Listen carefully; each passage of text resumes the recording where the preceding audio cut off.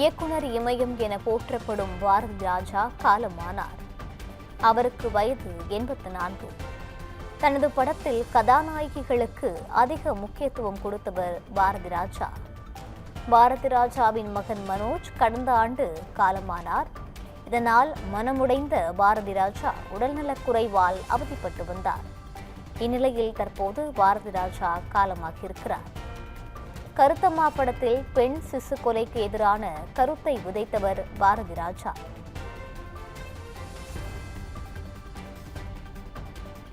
பாரதி ராஜா, இளையராஜா, வைரமுத்து கூட்டணி தமிழ் சினிமாவில் கோலோச்சியது என்றே கூற வேண்டும். தமிழ் திரையுலகை திரும்பி பார்க்க வைத்த பாரதி ராஜா காலமான செய்தி அவரது ரசிகர்களிடையே மிகுந்த சோகத்தை ஏற்படுத்தியிருக்கிறது.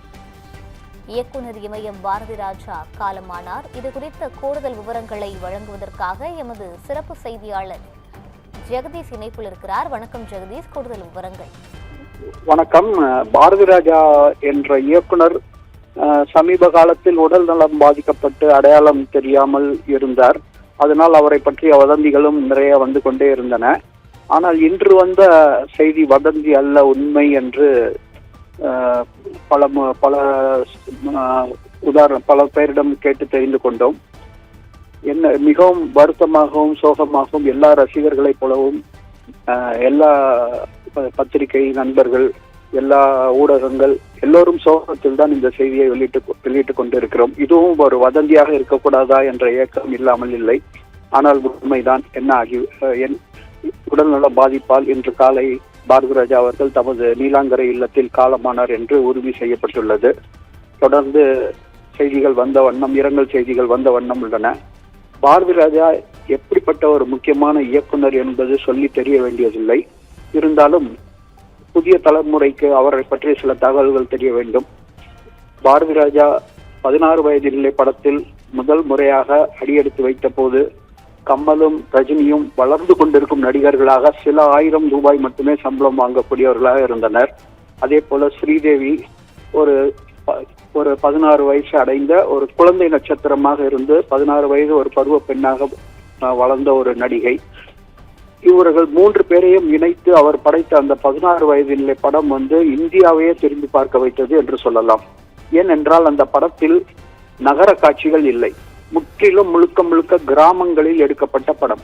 அதுவும் இந்த மதுரை மாவட்டம், தேனி மாவட்டம் போன்ற இயற்கை வளம் மிக்க அந்த கிராமங்களில் அந்த இயற்கையை அழகை மட்டுமல்லாமல் அங்கிருக்கிற வாழ்க்கை, ஒடுக்கப்பட்ட மக்களின் வாழ்க்கை, கிராம மக்களின் வாழ்க்கை, பண்ணையார்களின் நிலப்பிரபுத்துவ அடையாளம் கொண்டவர்களின் வாழ்க்கை, முதலாளித்துவ சுயநலத்தை சுட்டி காட்டிய ஒரு வாழ்க்கையை அவர் அந்த படத்துல காட்டினார். பல்வேறு கேரக்டர்கள் மூலமா காட்டினார். டாக்டர், பரட்டை, சப்பானி, மயில், அந்த கதாபாத்திரங்கள் பாரதி ராஜா என்ற ஒரு சமூக உணர்வுள்ள ஒரு இயக்குனரை அறிமுகப்படுத்தியது. வெறும் ஒரு அழகை ரசிக்க கூடிய ஒரு இயக்குனராக இல்லாமல், இயற்கையை படம் பிடிக்கக்கூடியவராக இல்லாமல், அந்த இயற்கையில் மனித வாழ்க்கை எவ்வளவு ஒடுக்கப்படுகிறது, எவ்வளவு சோகமாக இருக்கிறது, எவ்வளவு பிரச்சனைகளை போராடி கொண்டிருக்கிறது என்று தனது படத்தில் பதிவு செய்தார்.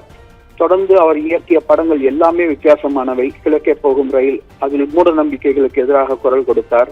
புதுமை பெண் படத்தில் பெண் விடுதலைக்காக பேசினார். மண் வாசனை படத்தில் மண் மனம் மிக்க அந்த இயற்கை காதலை மீண்டும் ஒருமுறை சொன்னார்.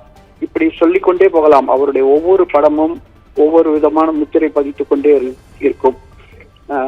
முக்கியமாக அவர் கமல், ரஜினியை வைத்து கொடி பறக்குது, அப்புறம் ஒரு கைதியின் டைரி போன்ற புதுமை போன்ற படங்களை, சிவப்பு ரோஜாக்கள் போன்ற படங்களை இயக்கி தங்களுக்கு நகர படங்களையும் இயக்க தெரியும் என்பதை சுட்டி காட்டினார். அடுத்தது பாத்தீங்கன்னா அவர் ஏராளமான நட்சத்திரங்களை அறிமுகப்படுத்தினார். இன்னைக்கு சினிமால நமக்கு பேர் தெரிஞ்ச பல நட்சத்திரங்கள் பாரதி ராஜாவின் முகாமில் இருந்து வந்தவர்கள். இயக்குனர் பாக்கியராஜ், ரத்தியா அக்னிஹோத்ரி, ரேவதி, சுகன்யா, ராதா, இப்படி சொல்லிக்கொண்டே போகலாம். ஒரு விஜயசாந்தி, இப்படி குறைந்தது ஒரு 50 நட்சத்திரங்களை அவர் அறிமுகப்படுத்தி இருக்கிறார். அதே போல் கவிஞர் வைரமுத்துவை அவர் அறிமுகப்படுத்தினார். இளையராஜாவின் இசைக்கு மிக அழகான படப்பிடிப்புகள் மூலம் கவனம் பெற வைத்தார். அவர் படமாக்கிய பாடல் காட்சிகள் இன்று வரை பிரசித்தி பெற்றவை. இயக்குனர் பாக்கியராஜ் கூட ஒரு முறை சொன்னார், எனக்கு என் குருவிடம் நான் கற்றுக்கொள்ளாத ஒரே விஷயம் பாடல்களை படமாக்குவதுதான் என்று வருத்தத்தோடு சொன்னார். அந்த அளவுக்கு பாடல் காட்சிகளை படமாக்குவதில் பாரதி ராஜாவுக்கு நிகரான ஆட்களே இல்லை என்று சொல்வார்கள். திரையுலகில் அவருக்கு என்று ஒரு தனி மரியாதை இருந்தது. அதில் குறிப்பாக சொல்ல வேண்டும் என்றால் முதல் மரியாதை என்று ஒரு படம், அதில் சிவாஜி கணேசன் அவர்கள் நடித்தார். சிவாஜி நடிக்காத கதாபாத்திரமே இல்லை என்ற அளவுக்கு அவருடைய அனைத்து கதாபாத்திரங்களிலும் தனது முத்திரையை பதித்து மிகப்பெரிய நடிகராக வளர்ந்திருந்தார். அப்படிப்பட்ட சிவாஜி கணேசனின் அந்த முதுமை காலத்தில் அவர் வயதுக்கேற்ற ஒரு கதாபாத்திரத்தை படைக்க வேண்டும் என்று எண்ணிய பாரதி ராஜா முதல் மரியாதையை உருவாக்கினார். அந்த முதல் மரியாதையை பார்த்தீர்கள் என்றால் ஒரு இளம் பெண்ணுக்கு ஒரு வயதான நபருக்கும் ஏற்படக்கூடிய ஒரு மென்மையான காதலை எந்தவித ஆபாசமும் இல்லாமல் ஒரு பிளாட்டோனிக் லவ் என்கிற மாதிரியான ஒரு அழகான ஒரு கிராமத்து சூழலில் அது ஒரு காதல் என்பதை விட ஒரு வகையான ஒரு பாசம் என்ற அளவுக்கு மிகவும் உன்னதமான தரத்தில் அந்த படத்தை இயக்கி சிவாஜி கணேசனே வியக்கும் அளவுக்கு அவருக்கே ஒரு புதிய கதாபாத்திரத்தை வழங்கினார். அதே போல் மேடை பேச்சுகளில் மிகவும் பிரசித்தி பெற்ற பேராசிரியர் பெரியார்தாசன் அவர்களை கருத்தம்மா படத்தில் நடிக்க வைத்தார். இப்படி அவர் உருவாக்கிய நட்சத்திரங்களும் அவர் உருவாக்கிய கலைஞர்களும் ஏராளம். அந்த வகையில் பாரதி ராஜாவை அவருடைய படங்கள் அவருடைய 40க்கும் மேற்பட்ட அந்த படங்களை தொடர்ந்து நம்ம பார்க்கும்போது ஒவ்வொரு படத்திலையும் அவருடைய கருத்துகளும் அவர் உருவாக்கிய நட்சத்திரங்களும் அவர் உருவாக்கிய கலைஞர்களும் அவர் உருவாக்கிய வாழ்க்கையும் அந்த சினிமா என்கிற ஒரு தளத்தை மீறி ஒரு நமக்கு மிகவும் நெருக்கமாக நாம் கவனிக்க தவறக்கூடிய விஷயங்களை எல்லாம் கவனத்தில் கொண்டு வந்த ஒரு கலைஞராகத்தான் பாரதி ராஜா அறிந்திருக்கிறார். அவர் காலமாகிவிட்டார் என்ற செய்தி நம்ப முடியாத செய்தியாகத்தான் இருக்கிறது.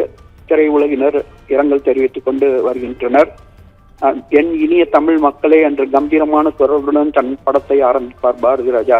இனிமேல் அந்த குரல் ஒலிக்காது, மௌனமாகிவிட்டது.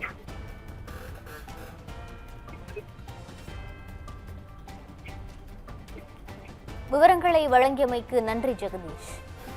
நன்றி.